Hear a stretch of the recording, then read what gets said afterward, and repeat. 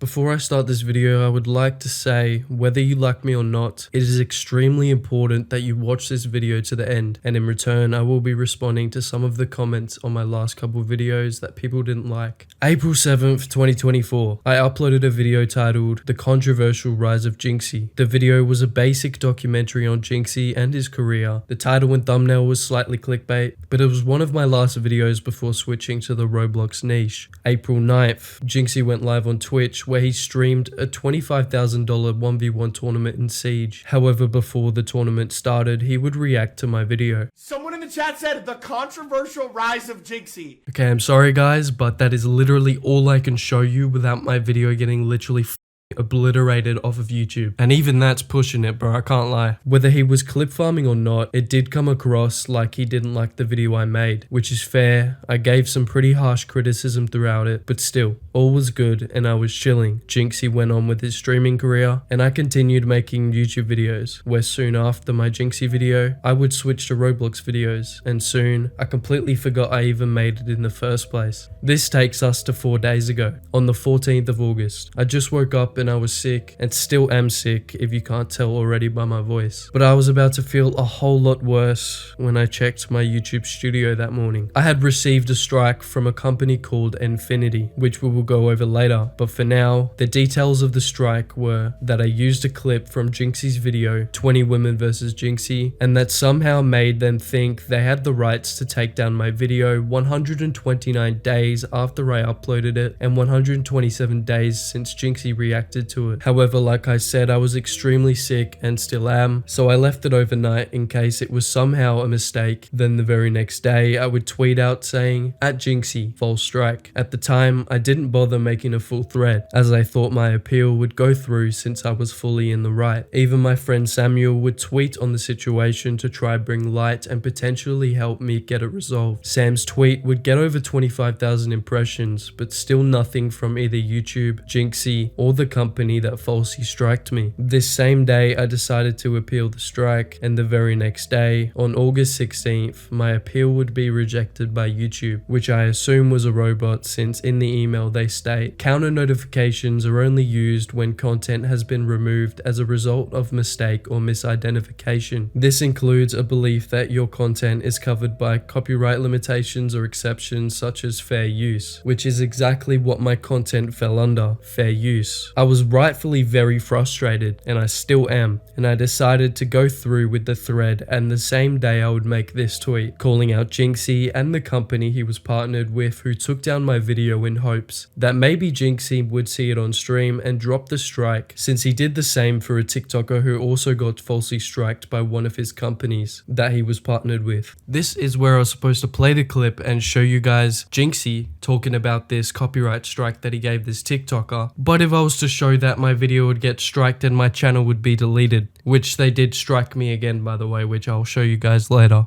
But yeah, he basically just admits that this guy has his own content, and just because Jynxzi's face on it doesn't mean he owns it. These agencies just think they own everything. They don't know what fair use is, and it's ridiculous. This is actually like illegal. The tweet wouldn't end up getting much traction. However, someone else who has made a video on Jynxzi but didn't end up getting striked, Internet Anarchist, would help me out privately and also by retweeting my tweet. And the very same day, I filed my second appeal with some hope that it might go through and that the first rejection was just a mistake. Now it's August 17th. I just woke up, still sick, and I check my emails, where I find that my second appeal has been rejected with the exact same copy and paste text as before. They pointed out how it is only valid if my content was fair use, which it was. However, like before, I assumed it was just a robot and I had no other option. This is where I thought it could change. Light at the end of the tunnel, you could say. Team YouTube had replied to me on Twitter and DM'd me privately saying I need to fill out a form to take this to email and that they would help me as quickly as possible. I did the form ASAP and they said it would take 1 to 2 business days for a response, and I had confidence confidence that maybe the strike could get dropped. But this is where I got an email from YouTube, specifically a person this time called Jarek, giving me confidence that they know I was in the right and would help me in this situation. In the email, it said they would escalate it to the copyright team to investigate, even pointing out how my appeal was rejected twice and how I've had no response from Infinity, the company who striked me, even though I tried to get in contact multiple times. But unsurprisingly, even from Jarek, the supposed human at YouTube, my appeal was rejected. So now we've got all of that out the way, being a waste of time YouTube is for helping their creators with copyright issues. Who exactly is Infinity? Well, after a quick Google search, Infinity claims they are a creator network proudly partnered with Jynxzi and quote, official YouTube certified, which I don't know if that means they are partnered with YouTube as well, but basically this is just one of those bullshit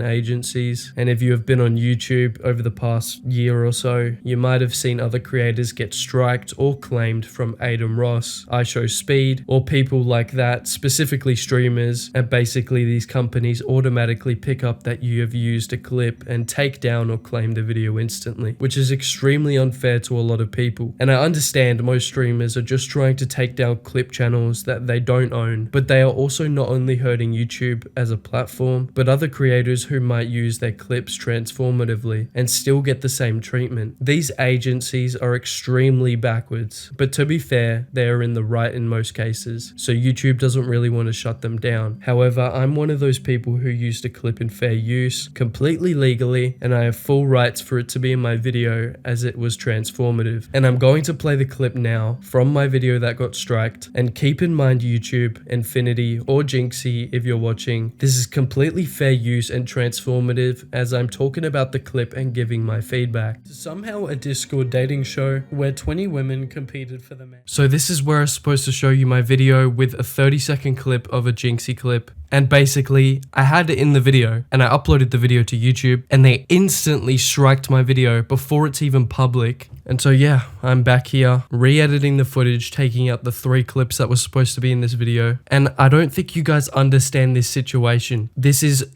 dude, this is actually so illegal, but they know that I'm not going to sue them because I have 20,000 subscribers. I live in Australia. But when Internet Anarchist, someone with 1 million subscribers, makes his video, they're not going to go after him, right? Why? Because Internet Anarchist will take them to court. It is actually so stupid, bro. And it's so disappointing that YouTube defends these people and protects them. So yeah, from that 30-second clip I used in my video that somehow gave them the right to take down the entire video and leave a strike on my channel for 90 days, which if you didn't already know, you only get 3 strikes before your channel gets terminated from the platform. In conclusion, the strike was false. I can't really do anything unless Jynxzi sees this video and tells his team to sort it out and get the strike retracted, but any support on the tweet, which I will link in the description, is highly appreciated, and whoever is still listening, thank you. Now, like I promised, I will respond to some of the hate comments I've been getting since you deserve a response. A lot, and I'm talking a lot of people have been mad at me for talking about old topics on my channel, such as Notive, Kineko, Inhi, etc. But the only reason I'm making these videos is because I want to have covered every situation in Roblox history. So if anyone's new to the community, they can just go on my channel and binge watch every video and they'll be up to date. It does come across as content farmy, which I can see why, but my intention is to cover every situation, not just the new and hot situations, because people like Parlo and Schlep already do that, and I am trying to be different. Also, people are mad at me for calling Think Noodles hated or a content farm, but bro, he is quite literally a content farm. I don't think he's hated, I just use that title because it has worked well for me in the past, but he is definitely the content farm in this situation. I will also try to respond to every comment on this video, so if you have some genuine criticism or a good question, put it below and I'm going to try to reply. But yeah, a different outro today. I'm sick, depressed, I've got a strike on my channel, and I'm low-key losing motivation for YouTube. But whenever you are at your lowest, it only gets better. But thank you guys for everything. Goodbye.